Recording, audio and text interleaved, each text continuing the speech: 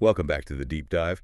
And hey, if you're wrapping up your semester right now in Professor Segi's really rigorous social psychology class over at Los Angeles City College, well, first off, congratulations. Yeah, seriously, this Yeah, is it, right? yeah, Your yeah, final module, module 12. exactly. And you've processed so much information this semester, moving all the way from basic perception straight through to group influence, just incredible work. It really is a tremendous accomplishment. And, it really reflects the commitment to learning and, frankly, the impeccable organization your Professor Segi has shown all semester. Couldn't agree more. So now we arrive at, well, arguably the ultimate applied topic, this fascinating, sometimes pretty sobering intersection of psychological science and the actual legal system. Absolutely. So our mission today for this final deep dive is to really unpack Module 12, Social Psychology in Court. Mhm. We're going to look at, the high-stakes failures of human memory, those hidden biases that can creep into juror judgments. And how just the simple act of a group deliberating can actually change someone's mind and, well, ultimately change a life. Yeah. And this is just such crucial material because it's where all that theory you've learned really meets serious consequence. We're looking at how these psychological principles aren't just abstract ideas in a textbook. Right. They are vital tools for understanding justice and sometimes for revealing some pretty serious flaws in how justice gets administered. Okay, let's jump right in then. Maybe start with the most dramatic point in this module, the one that always gets me. Yeah. How unreliable is the very thing we often rely on most in a courtroom? Hmm. I mean, eyewitness testimony. Yeah. The reality is, well, it's shocking. This module points out that in the vast majority of cases where people were later exonerated by DNA evidence, the main reason they were convicted in the first place. Mistaken eyewitness identification. Exactly. Mistaken eyewitness ID. It's a tragedy, really, and it underscores this fundamental misunderstanding most people have about how memory actually works. The module mentions the average person wrongly convicted serves something like 17 years in prison. 17 years. Yeah. Lives just destroyed by what the source calls distorted recollections. Yeah. And what's so powerful here, from a social psychology perspective, is the persuasion aspect, right? Mhm. A persuasive eyewitness, someone who seems sincere, looks the jury right in the eye. Oh, absolutely. That kind of vivid personal testimony. It's often far more compelling to jurors than, say, abstract statistical evidence or even complex forensic data. And the module confirms this. Yes. Criminal cases with an eyewitness are just significantly more likely to end in a conviction. Doesn't even matter sometimes about the quality of the other evidence. Which brings us right to this core psychological puzzle, or maybe failure, the confidence paradox. Yes. Explain that. Well, eyewitnesses often seem extremely confident when they pick someone out or describe what happened, extremely sure.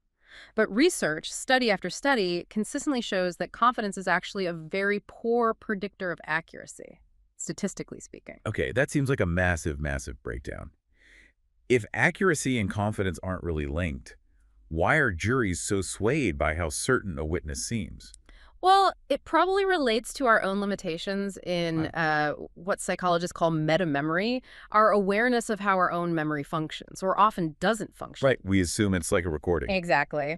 Jurors often assume memory works like a video camera, so high confidence must mean a clear recording, right? It's kind of the availability heuristic at work. The memory feels strong, it comes to mind easily, so it must be accurate. But it's not. Often no. And what's even stranger, kind of counterintuitive, is something else the module mentions. Jurors tend to be skeptical of witnesses who have poor memory for, like, trivial details. Like what they had for breakfast that day, or the exact color of something irrelevant. Precisely.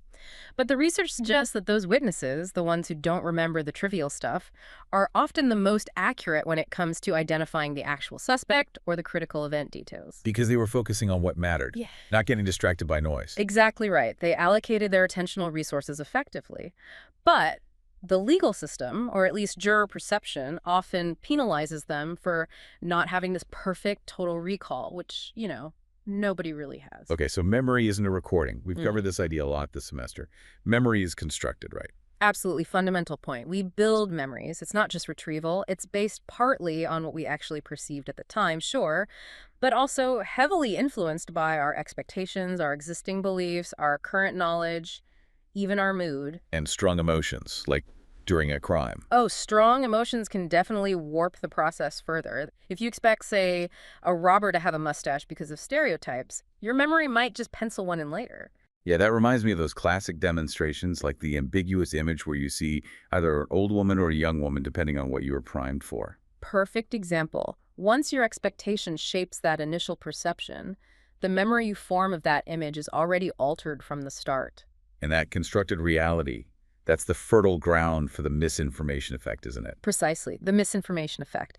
That's when a witness incorporates misleading information after the event into their actual memory of the event. So like if a lawyer asks, did you see the stop sign? Yeah. When it was actually a yield sign. Exactly, or asks about the broken headlight when maybe no headlights were broken. Just suggestive questioning can cause a witness to genuinely, truly recall seeing the stop sign or the broken light later on. The memory itself gets unintentionally rewritten. Wow. And this connects directly to the, frankly, terrifying phenomenon of false confessions. How does misinformation get so powerful it convinces someone they did something they didn't? Well, the module points to two main pathways. First, you have what are called compliant confessions. Oh, These are often made by people who are just worn down, maybe through intense interrogation, sleep deprivation, fear. They know they're innocent, but they confess just to make the pressure stop, to get out of the immediate situation. seeking relief, even if it means admitting to something horrific. Right. But then there's the psychologically, perhaps even more disturbing type, internalized confessions. That sounds worse. It is, in a way. This is where, perhaps unintentionally, investigators feed the suspect misinformation about the crime, maybe details only the perpetrator would know, or suggest evidence exists. And they do it repeatedly, maybe using suggestive techniques, until the innocent suspect actually starts to develop false memories. They come to believe they committed the crime. We know this happens because DNA has later proven people innocent who gave incredibly detailed, convinced confessions. That's genuinely chilling. Ah. And it's not just police interrogations, right? The module mentions even just retelling the story. Yeah, the simple act of retelling an event, maybe to friends, family, even in therapy. Every time you tell it, you might subtly adjust the details, maybe to make it a better story or to please your listeners. Right, smooth out the inconsistencies. Exactly. And doing that commits you more strongly to that slightly altered version. You're essentially rehearsing and cementing the potentially false or distorted memory each time. Okay, so given these deep kind of inherent flaws in how human memory works, Yeah. what can we actually do about it? What does social psychology recommend to, reduce error in the legal system? That's the critical question. Moving from problem to solution, the module outlines 3 really constructive steps. First, training police interviewers. Oh. Training them to use non-suggestive, open-ended questions. To avoid leading questions that might plant misinformation in the first place. It's about improving the quality of the initial information gathering. Makes sense. What's the second step? Reforming lineup identification procedures. This is a big one. Trying to minimize false IDs. Okay, and how do you do that? Key recommendations include making sure any foils or fillers in the lineup resemble the suspect description, so the actual suspect doesn't stand out unfairly. And importantly, using the sequential lineup method instead of the simultaneous one. Right. Simultaneous is showing everyone at once. Sequential is one at a time. Why is sequential better psychologically? Because it encourages what's called absolute judgment instead of relative judgment. Okay. In a simultaneous lineup, seeing everyone together, witnesses often compare the faces to each other and pick the person who looks most like their memory of the culprit, even if the real culprit isn't there. It's a relative choice. Ah, the best match problem. Exactly. The sequential method, showing one face at a time, forces the witness to compare each face directly to their memory, an absolute yes or no decision for each person. This significantly reduces the pressure to just pick someone and lowers the rate of false identifications. That's a really clear, practical application of psychological understanding. Yep. So interviewer training, lineup reform. What's the third step? Educating the jurors. Making sure the people actually making the final decision understand these potential pitfalls of eyewitness testimony we've been discussing. And the data on this is pretty stark, isn't it? Yeah. The gap between what experts know and what jurors believe. It's a huge. If you look at Table 1 in the module, take the finding about lineup instructions affecting identification willingness. Okay. 98% of psychological experts agree this is a reliable phenomenon. 98%. but only 41% of survey jurors agree it's reliable enough to be considered in testimony. Wow, a 57-point gap. That's Yeah. enormous. That means in almost 6 out of 10 cases, a juror might just dismiss the impact of how the lineup was presented. Exactly. Or take confidence in accuracy.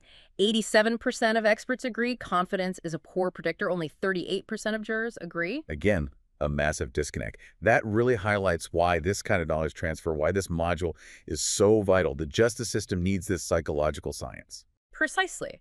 And if we can't always trust what people saw or remember, we also have to look at other factors that influence how they feel and judge in the courtroom. Right. Moving beyond the evidence itself, what other factors sway jurors? Well, it seems pretty basic, but jurors are human. The module notes they seldom convict someone they fundamentally like or acquit someone they dislike, irrespective of the evidence sometimes. So defendant characteristics matter.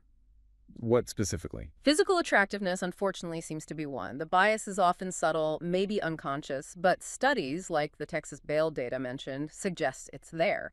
Even judges seem susceptible, assigning higher bails to less attractive defendants. And similarity. We know similarity breeds liking from earlier modules. Yes, that translates directly.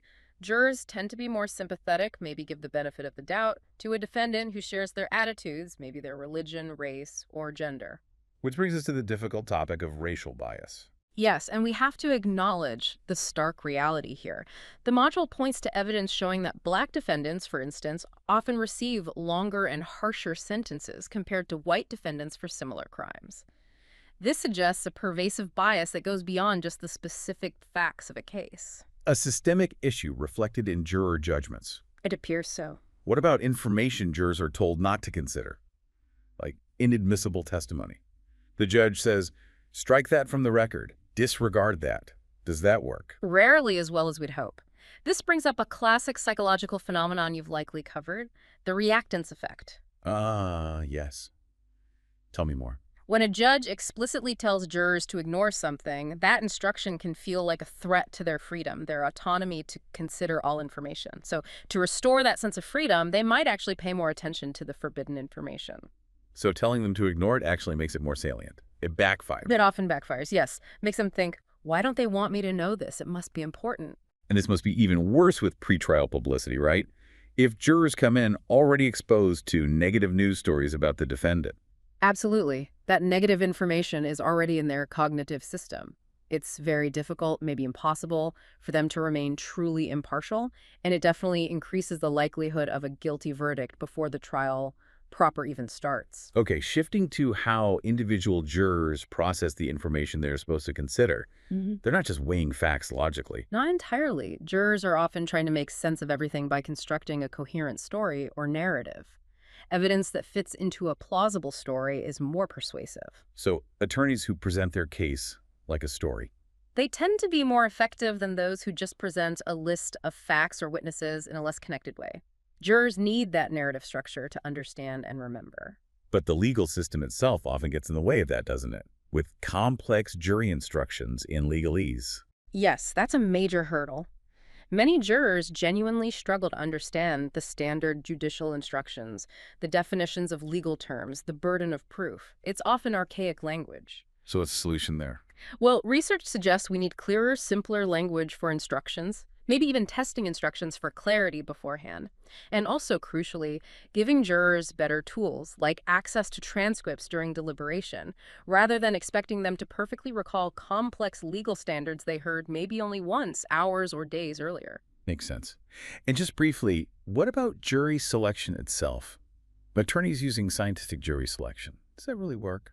It's a bit complex. Generally, juror attitudes and demographics are actually pretty weak predictors of how they'll vote when the evidence is really strong one way or the other. But in close cases where the evidence is ambiguous, that's where attitudes become critical. Things like a juror's general belief about the death penalty, for example. The module notes people who don't oppose the death penalty tend to be more punitive overall, more prone to favor the prosecution's side. So voir dire, the selection process, can definitely shape the outcome in those close calls, even before testimony begins. Absolutely. Okay, now let's bring in the final piece. The group itself. The jury deliberating. Does that group dynamic change things significantly? Profoundly. Get this statistic from the source material. About 1/3 of jurors reported they would have voted differently if they had been deciding the case all by themselves, as a jury of one. 1/3. That's huge. So the group interaction is making a massive difference.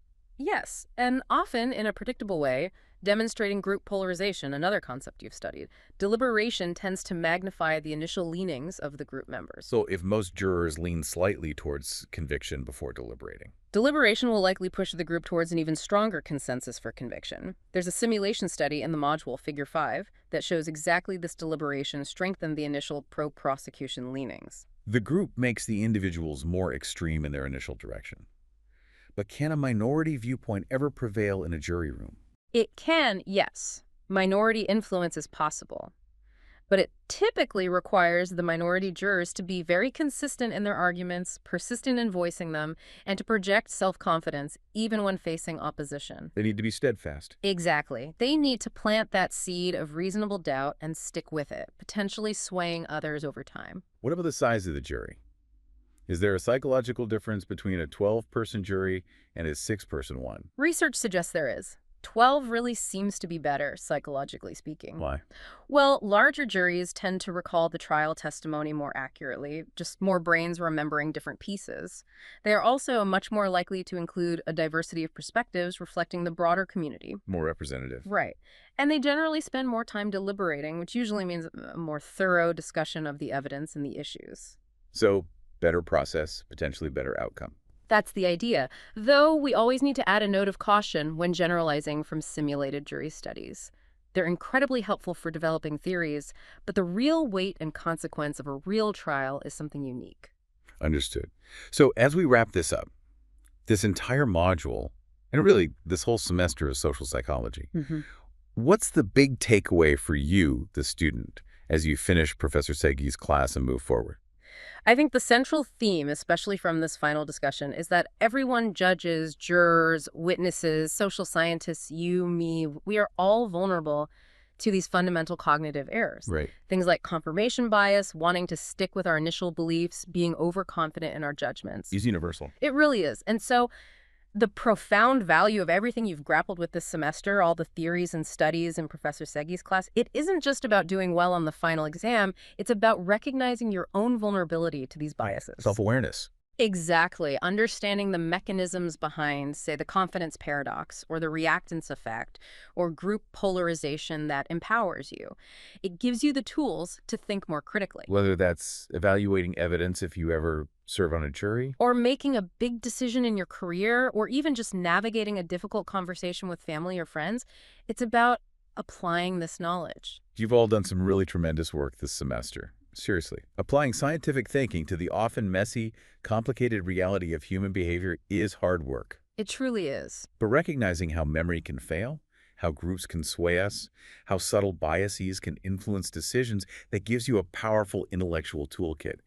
You're now equipped to see the world not just as it superficially seems, but as psychological science reveals it, warts and all. We really want to commend you on your dedication and your commitment throughout what we know was a demanding semester. Professor Segi clearly set a high bar, and you met it. Absolutely. We wish you the very best, continued success on your academic journeys, whatever comes next for you. And we hope you carry these insights from social psychology with you. They're relevant everywhere. Go forward and think smart.